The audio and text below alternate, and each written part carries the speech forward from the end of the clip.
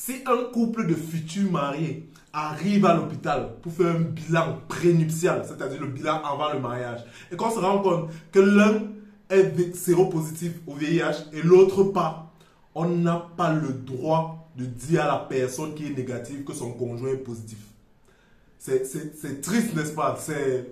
C'est cruel, mais la loi nous l'interdit. On ne le fait pas. C'est pas ça que c'est le bilan prénuptial. Alors, dans cette vidéo, je vais vous expliquer à quoi sert le bilan prénuptial, c'est-à-dire le bilan avant le mariage. Le bilan avant le mariage ne sert pas à séparer les couples ou ne sert pas à renforcer l'amour dans le couple. Non, ça ne sert pas ça. Ça ne sert pas ça. Premièrement, quand vous arrivez à l'hôpital, vous voulez faire un bilan prénuptial, on s'entretient avec vous. Ça sert à quoi? Évaluer l'état de santé des individus du couple, faire une prévention obstétricale, ça veut dire se rassurer que le couple qui est devant nous, ok, on fait le maximum pour qu'il n'y ait pas de complications chez les enfants qui vont potentiellement naître dans ce couple. C'est la fonction primaire, primordiale, la plus importante quand on fait un bilan prénuptial. Et la troisième chose, c'est les conseils. Ok, conseils sur la grossesse, conseils sur les méthodes contraceptives, conseils génétiques et tout. Donc, lorsque vous arrivez pour un bilan prénuptial, je prends l'exemple d'un couple. Première chose à savoir, on examine le couple individuellement. Ça veut dire, on prend l'homme, on l'examine dans une salle seule et on reçoit la femme seule. Donc, c'est personnel. Il n'y a pas de consultation en commun. Non, non, non, non. Il n'y a pas de La médecine ne se fait pas comme ça. Le secret médical est préservé. Ça veut dire que quand un monsieur vient, on le prend, on le consulte, on l'évalue, on l'interroge sur ses antécédents familiaux. Est-ce que dans sa famille, il y avait des cancers? Est-ce que dans sa famille, il y avait des maladies génétiques et tout? Et on essaie de l'examiner, de voir s'il a des prédispositions. Et ça, ce sont des spécificités. Ça veut dire, si on voit une femme, par exemple, et chez cette femme, dans la famille, peut-être sa maman ou sa tante avait un cancer du sein, on va lui dire, madame, il faudra faire peut-être une échographie du sein ou une mammographie afin de dépister. Mais ça, c'est spécifique. Ok, ça c'est pas quelque chose qu'on fait classiquement, c'est en fonction des personnes qu'on a devant nous. Ensuite, lorsqu'on vous a examiné et on voit qu'il n'y a rien, on fait des examens. Surtout, les examens, c'est pour la prévention obstétricale. Je vais vous expliquer. La première chose qu'on fait, on regarde dans votre sang, on regarde votre groupe sanguin ABO et rhésus. Mais c'est surtout le rhésus qui est important. Pourquoi? Parce que lorsqu'une femme est rhésus négative et que l'homme est rhésus positif, le deuxième enfant peut avoir un problème. Surtout si le premier est rhésus négatif. Pourquoi? Parce que lorsque le premier est rhésus négatif, naturellement, si la mère est rhésus positive, elle va fabriquer des anticorps qui vont lutter contre les rhésus négatifs. Et le prochain enfant qui va venir aura ces problèmes. Donc la mère va commencer à fabriquer ces anticorps quand le premier enfant va sortir. Bon, va naître. Va naître. Et le deuxième enfant, s'il est aussi rhésus positif, rhésus négatif, ça peut lui créer des problèmes. Donc, lorsqu'on a cette situation-là, on prend des précautions directement à l'accouchement du premier enfant. On donne un traitement à la maman. La deuxième chose, c'est le test pour savoir la prédisposition à avoir la drépanocytose. Okay? Ce qu'on appelle l'électrophorèse de l'hémoglobine. Lorsqu'un homme est AS et une femme est aussi AS, S c'est la partie qui représente la mauvaise partie de l'hémoglobine qui peut donner, n'est-ce pas, la drépanocytose. Donc si vous avez deux personnes SS, donc okay, ce sont des gènes qui ne sont pas dominants, donc il faut deux S pour qu'on manifeste la maladie, ou bien un S qui est très fort pour manifester la maladie. Donc si on a un cas où une femme est AS, son homme aussi AS, là, on va leur dire, on ne sépare pas les gens, on va leur dire, voilà, vous avez une chance sur 4 d'avoir un enfant drépanocytaire, on va leur parler de la drépanocytose, les complications liées à la drépanocytose. Le couple peut choisir de continuer à fonctionner, tout simplement. Le médecin n'est pas là pour séparer les gens, non. Le médecin est là pour donner des conseils.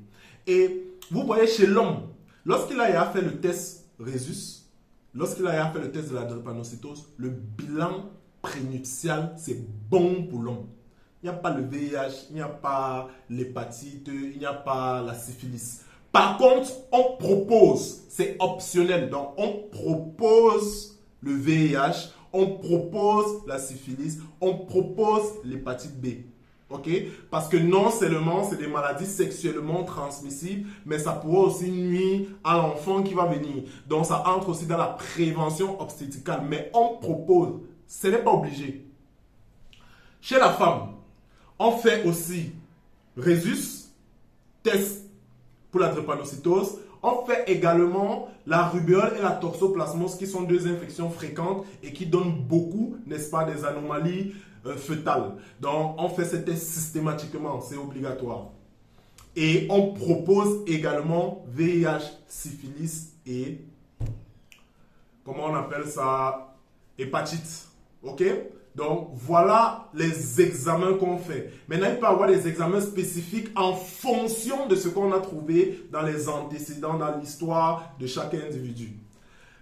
Si on se rend compte, parce que voici la partie la plus intéressante, si on se rend compte en faisant le test VIH sur le couple choisi, parce que plusieurs personnes, quand ils viennent faire les examens, en fait, c'est ça qu'ils viennent faire. Ce n'est même pas la prévention obstétricale.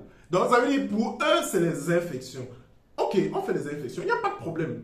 Mais les résultats, on donne les résultats de chacun d'une manière personnelle. C'est intime. Donc, on appelle le monsieur, voilà vos résultats. S'il est positif, on lui dit, par exemple, au VIH, on fait un counseling, tout ce qui va avec, parce qu'il y a une manière de dire à quelqu'un qui a le VIH. Il y a toute une procédure et on voit si on peut commencer la prise en charge directement. Si la femme est négative, on lui dit, madame, vos tests sont bons et tout. Mais on ne peut pas lui dire que les tests de son futur époux sont positifs. C'est vrai que c'est une situation très, je veux dire, on a du mal à supporter ça. On a du mal à voir un monsieur ou une dame qui est exposé et voilà, vraiment, on n'a pas le droit de dire. C'est interdit. Il y a le secret médical qui est conservé. Maintenant, le couple peut choisir de partager les informations. C'est même ça le but. C'est que derrière, le couple partage ses informations. Ou bien s'ils veulent que le médecin donne les informations aux deux, il y a un consentement éclairé, bien signé. Mais là, c'est toujours aussi compliqué. Donc, c'est toujours mieux que chaque personne, quand elle vient faire un test, sache déjà dans sa tête que les informations de son conjoint sont personnelles. Il peut accepter, il peut choisir de mentir même. Mais c'est personnel, la loi le protège, tout simplement. C'est ça qui est la vérité.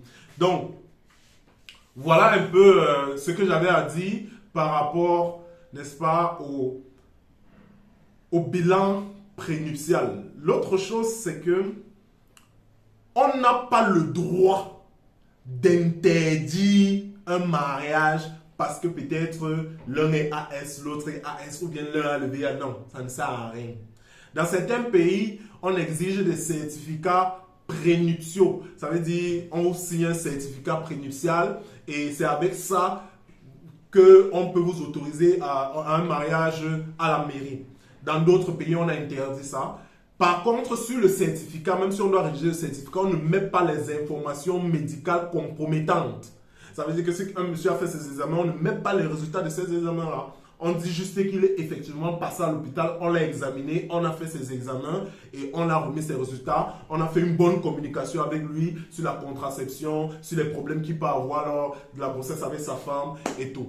Donc voilà un peu ce qu'on fait quand on reçoit des personnes avec la contraception. Maintenant, il y a un problème. Quand est-ce qu'on doit faire le bilan prénuptial? Voici, c'est grave en Afrique parce qu'il y a un problème qui se pose. Étant donné l'objectif primaire du bilan prénuptial, c'est la prévention obstétricale. Ça veut dire se rassurer que les enfants qui vont naître là ne seront pas exposés à certaines maladies. Ok.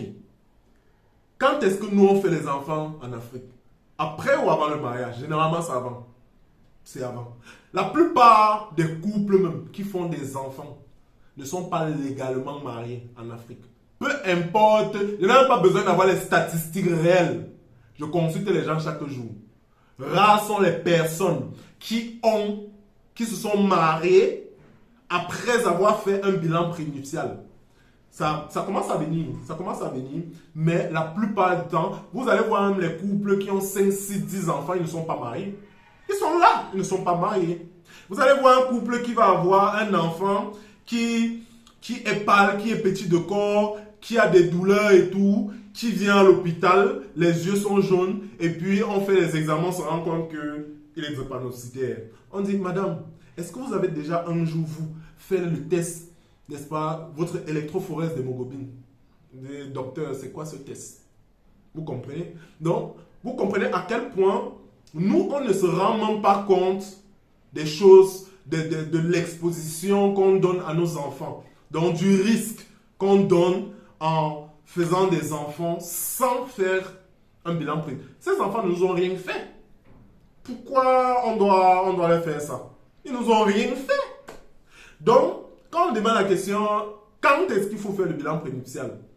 Quand vous êtes un homme et avec une femme et que vous avez une relation sérieuse, vous avez des rapports non protégés, il faut faire un bilan prénuptial. Parce que vous êtes déjà exposé à faire des enfants, tout simplement. Moi, c'est ce que je dis aux gens. Et avant, normalement, c'est avant le mariage. Et parce qu'on conçoit que c'est avant, c'est après le mariage qu'on fait des enfants. Mais il faut qu'on soit conscient de nos réalités en Afrique. On fait les enfants chez nous même après. On fait même 4 enfants avant d'aller au mariage. Je n'encourage pas ça, non. Mais je dis juste que, étant donné cette réalité, avant de faire les enfants, il faut faire un bilan prénuptial. Parce que le bilan prénuptial, c'est pour la prévention obstétricale. Et pas pour savoir si l'un aime beaucoup l'autre, ou pour savoir si il y aura, je ne sais pas trop, il y a une infection qui va nous séparer. Non, ça ne sert à rien. Il y a des gens qui vivent avec le VIH, l'un n'a pas, l'autre a, et on les accompagne, ils font des enfants, et il n'y a pas de transmission. Et ils font des rapports non protégés. Bien sûr, il y a des mesures préventives pour ça. Il suffit juste que la personne qui a le VIH ait une charge virale indétectable et que lorsqu'ils font des rapports non protégés, qu'ils prennent des précautions pour qu'il n'y ait pas une transmission. Il y a des conseils pour ça. Il y a beaucoup de couples sérodiscordants aujourd'hui. Ils sont partout. Ils sont partout chaque jour. J'en connais plusieurs. Donc, il ne faut pas penser que... Parce que chez nous, en Afrique, on se dit, ok, on va d'abord aller faire les examens. Si ça donne avant qu'on va se marier, non, qu'est-ce qu'il donne? Qu'est-ce qu'il donne? Parce que, qu'est-ce qu'il donne? Donc, en fait, le bilan prénuptial, c'est un accompagnement. C'est plus des conseils. Et on voit vos états, on nous dit, voilà ce à quoi vous êtes exposé. Ok? Si on a le droit de le dire. Et on vous fait comprendre que si vous voulez prendre ce chemin, voilà les conseils, voilà les précautions que vous devez avoir et tout.